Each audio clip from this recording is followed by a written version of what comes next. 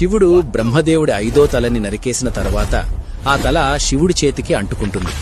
బ్రహ్మదేవుణ్ణి హింసించడం వల్ల బ్రహ్మహత్యా దోషం అంటుకుని ఎంత ప్రయత్నించినా ఆ తలని శివుడి చేతి నుండి వేరు చేయలేకపోతాడు. దాంతో శివుడు అగ్నిదేవుణ్ణి పిలిచి ఆ తలని కాల్చేయమని అంటాడు.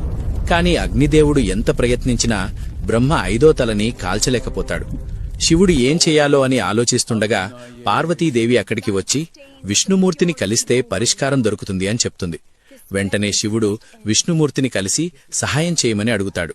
అదంతా విన్న విష్ణుమూర్తి ఆ బ్రహ్మదేవుడి కపాలంలో భిక్షసాటన చేయమని అంటాడు.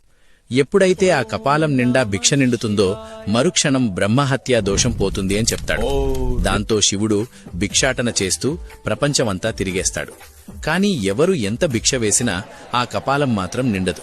శివుడి కష్టాన్ని చూడలేక విష్ణుమూర్తి మహాలక్ష్మిని పిలిచి ఆ కపాలాన్ని నింపమని చెప్తాడు. శివుడు భిక్షాటన చేస్తూ తమిళనాడులోని తిరక్కందూరు అనే ప్రదేశానికి వచ్చినప్పుడు లక్ష్మీదేవి శివుణ్ణి కలిసి భిక్షస్వరూపంలో సిరిసంపదలని ఆ కపాలంలో నింపుతుంది. దాంతో ఆ కపాలం సిరిసంపదలతో నిండిపోయి శివుడి చేతి నుండి ఊడిపడిపోతుంది. ఈ విధంగా శివుడికి పట్టిన బ్రహ్మహత్యా దోషం పోతుంది. మీరు శివుని పరమభక్తులైతే ఓం నమఃశివాయ అని కామెంట్ చేయండి. Download ShareChat.